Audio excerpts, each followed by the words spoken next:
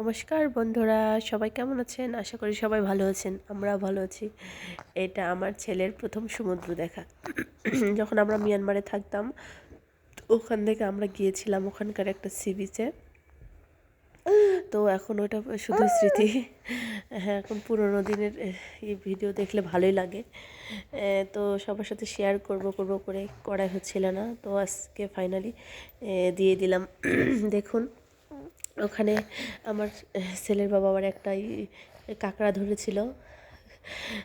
কাঁকড়াটা ছিল আবার সাদা। তো দেখুন, অনেক মজাই করছিল সবাই। আশা করি সবার ভালো লাগবে।